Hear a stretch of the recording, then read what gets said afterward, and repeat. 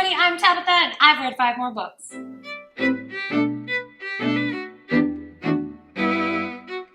I am back with the last 5 books that I read in the month of August. At least I'm pretty sure it's going to be the last 5. Whatever, the next 5. And so if you're looking for my rating scale, because you're new to this channel or you just want a refresher, remember that rating scale can now be found at the end of the video. There's helpful timestamps in the description that'll let you jump right to that. There's also timestamps for each book I'm about to review to let you jump to the review that you're looking for. I'm going to try to give you pros and cons plus who I think would like this book and all kinds of good information. So maybe stick around and watch the whole thing if you haven't come for a specific book. Yeah, anyway, enough intro. Let's get to the first review.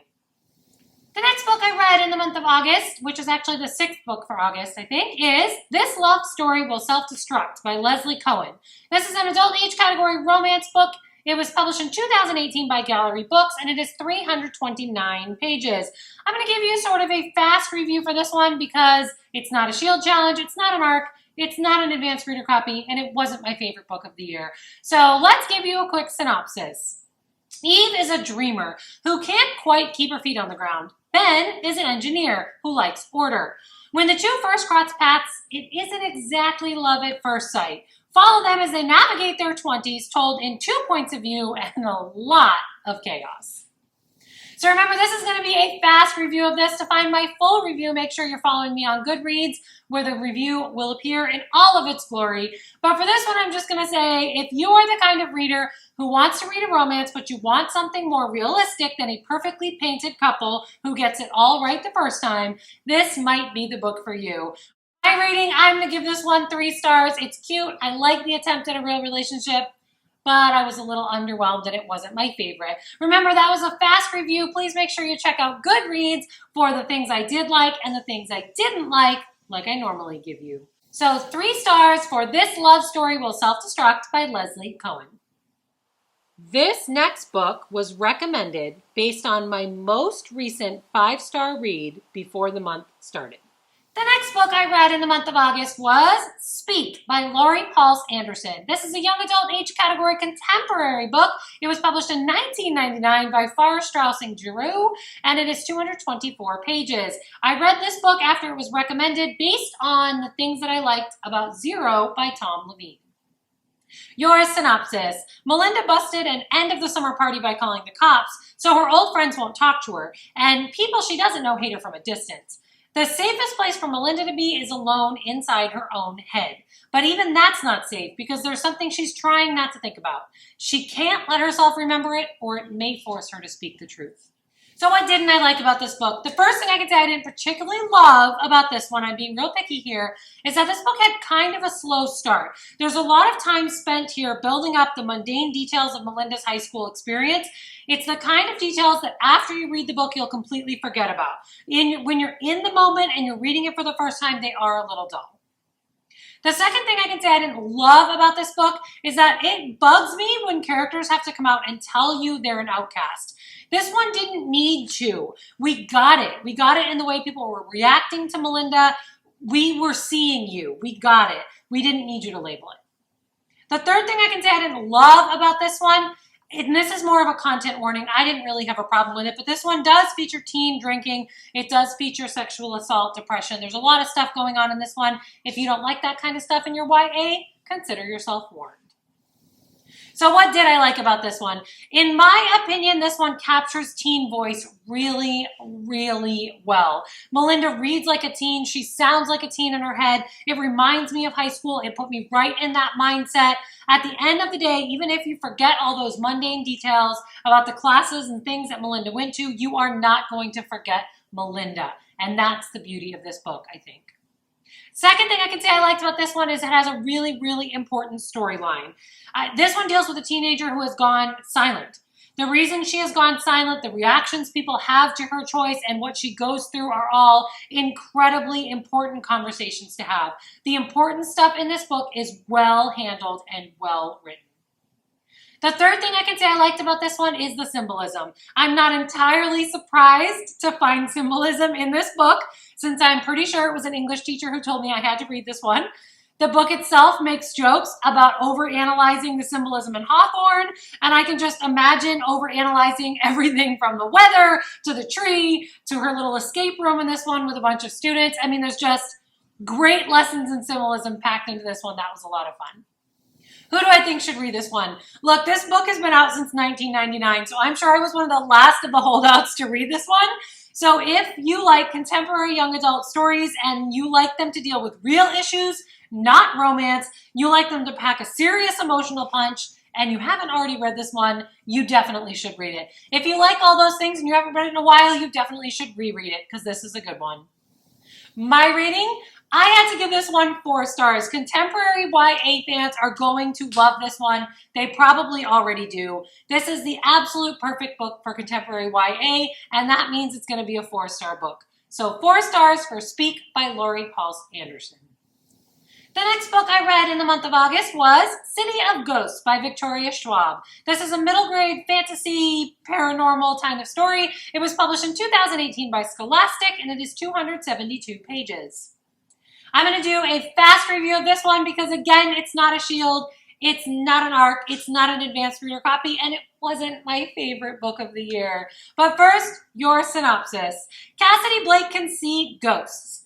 In fact, her best friend Jacob is a ghost. When Cass's family heads to Edinburgh to visit one of the most haunted places in the world, Cass will meet some ghosts who aren't nearly as friendly as Jacob, and one girl who calls herself a ghost hunter.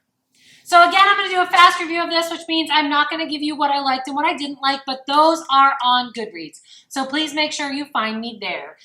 As for who I think should read this one, if you're a middle grade reader or you work with them and you want a little scare or you like a good ghost story, this would be a good one. Unlike some of the other books that I reviewed on this channel for middle grade readers, this one does pack a little scare to it. So a lot of the other middle grade ones shy away from that, even if they're written about ghosts, like the Lockwood and Company books, but this one does dive into a little bit of the scare. So if you thought those other ones were a little too mellow, want something scarier, I'm going to recommend this one. My rating? I gave this one 3 stars. It's a good book, but you have to be willing to commit to the entire series. The first book by itself just is not enough. For more, including what I loved and what I didn't love, please find that book, that review on Goodreads.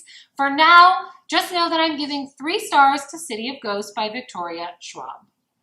This next book was the book on my TBR with the highest reader average on Goodreads. The next book I read in the month of August was Root and Branch by Preston Fleming. This was an independently published book in June of 2020. It is an adult age category political thriller, and it was 452 pages. This book was the highest rated book on my TBR before the month started. Your synopsis. Roger Zorn, owner of a French private security company, has earned a contract with the U.S. Department of Homeland Security to launch a screening program in response to terrorist attacks on U.S. soil. Zorn's work involves identifying the most dangerous suspects, but when he learns the government may not be using the results in the way he supports, things get interesting. So what didn't I like about this one? Well, the first thing I can say I didn't like is Zorn himself. He's a rich guy living in a rich world and he's used to getting things his own way. He's written well because he's exactly the kind of character you need for this story, but he's not going to be your favorite person. He's definitely grating and a little hard to swallow. Second thing I can say I didn't like about this one, and it's not really that I didn't like it, just almost a warning. Footnotes are used and they're important in this particular book. They help explain terms that aren't exactly common to a lot of people in order to help you really understand the story. That being said, they're also incredibly annoying for some people. I read this one on my Kindle, so that kept me from seeing them at the bottom of every page, and I was allowed to click on them if I was interested in them. If you're bothered by footnotes, I'm going to suggest stay away from the paperback and head for that Kindle version. The last thing I can say I wasn't crazy about in this one is the details. Part of this is my personal preference. I like to have details left to the imagination. I'm fine, for example, knowing someone drank wine without needing to know the exact vintage. This book is going to give me a lot of detail, and in my opinion, it's a little bit too much for some scenes, and I just felt like I didn't need it. Again, personal preference.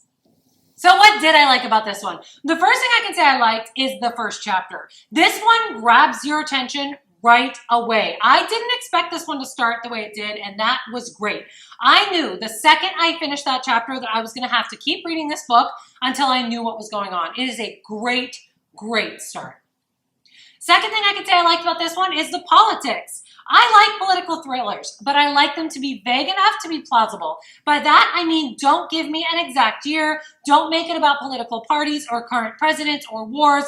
Keep it just vague enough that it stands as a possible threat, but let us pull the message out of it and maybe apply that message to our current times. This book did just that. It was relatable to the current environment, but yet distanced itself enough to remind you that this book was entertainment.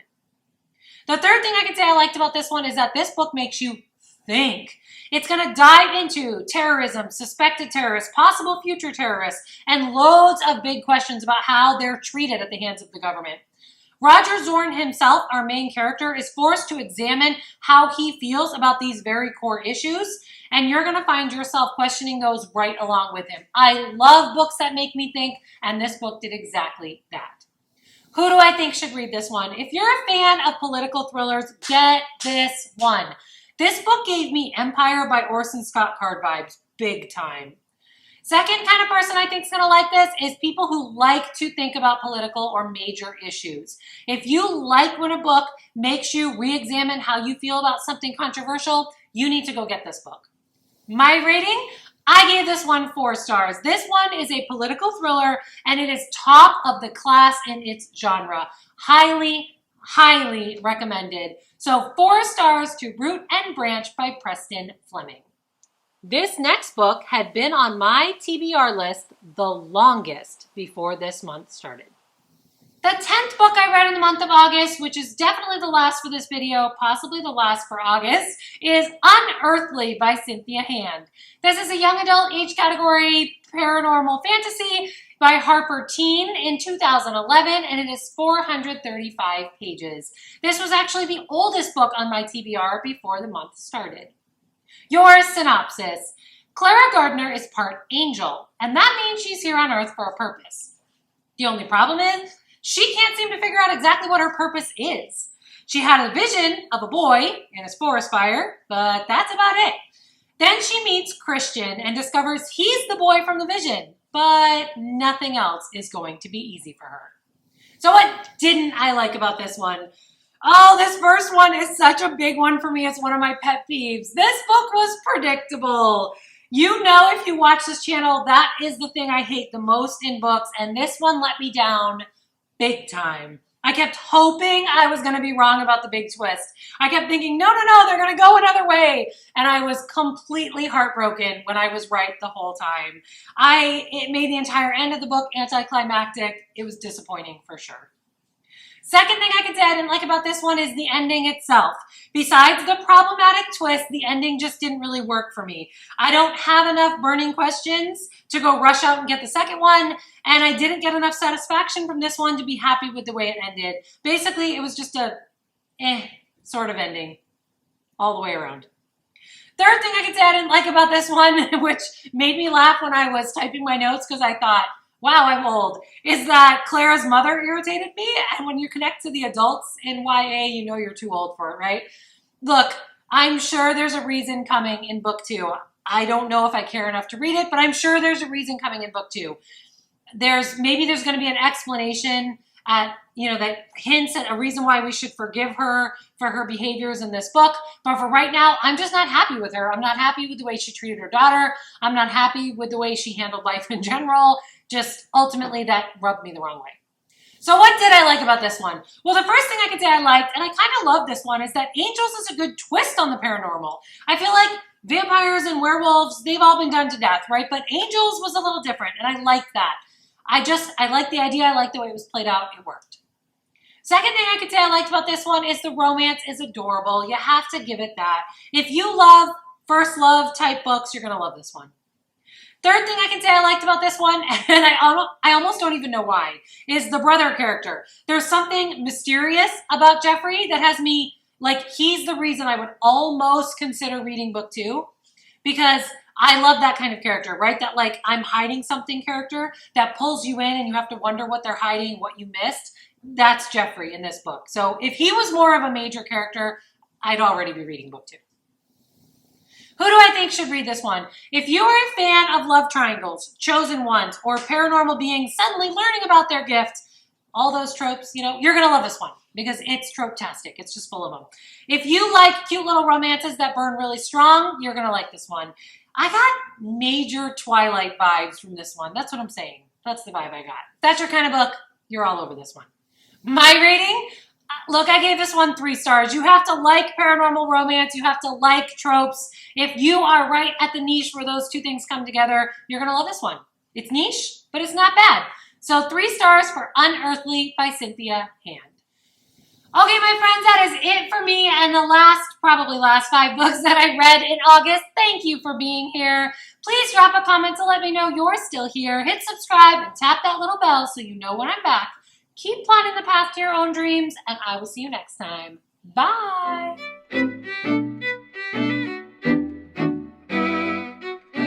Watchers of this channel will already know this, but I do book reviews every time I've read 5 books. You should know that I don't read just one specific age category or genre. I'm actually a reader of pretty much anything. So I will make sure to tell you what age category, what genre it is, and more importantly, what kind of readers I think will love the book that I'm reviewing. I do use a 5-star rating system to review all my books, so I'd like to take a quick second to tell you about that system. 5-star ratings are reserved for books that I absolutely love, that I think transcend genre. In other words, you might love this one even if you don't normally read the genre it's written in. 4-star books, on the other hand, are books that I absolutely love and think are great books, but they're more specific to the genre they are written for. 3-star ratings are for books that I think are good books, but they have a really niche audience. You might not love this one, even if you normally read this genre. 2-star ratings are the ratings I reserve for books that I think are problematic. I do try to explain some of the problems in the what I didn't love section so that you know if it's the kind of thing that would really bother you or not. 1-star rating, on the other hand, are reserved for books that I honestly didn't enjoy and can't recommend. They're just not for me.